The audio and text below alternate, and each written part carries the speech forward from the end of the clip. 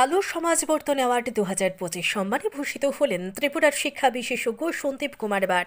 তার এই সম্মানের পেছনে যে অক্লান্ত পরিশ্রম সে বিষয়ে বিস্তারিত বক্তব্য রাখলেন ক্রাইম প্রেস বেঙ্গলের পর্দায়।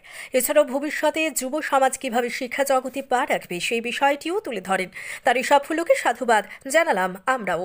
Bureau report, crime press Bengal news. নমস্কার।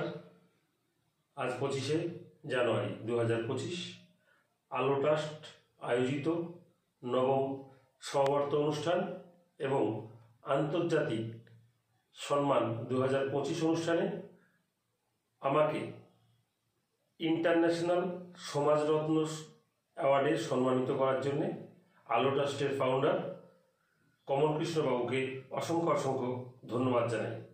আমি খুবই খুশি, গর্বিত এবং আনন্দিত যে আন্তর্জাতিক সমাজরত্ন অ্যাওয়ার্ডে আমাকে সম্মানিত করার জন্য।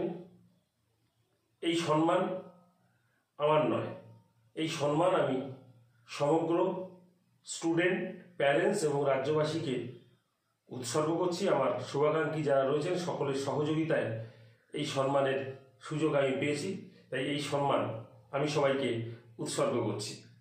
আজকের বড় আনন্দের দিন যে এত বড় সম্মান আলো ট্রাস্টের পক্ষ থেকে আমাকে দেওয়া হয়েছে।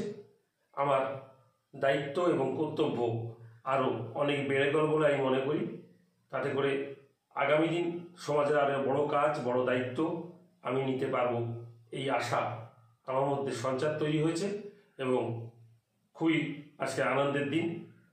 অনেক খুশি প্রকাশ করলাম সবার কাছে। ধন্যবাদ।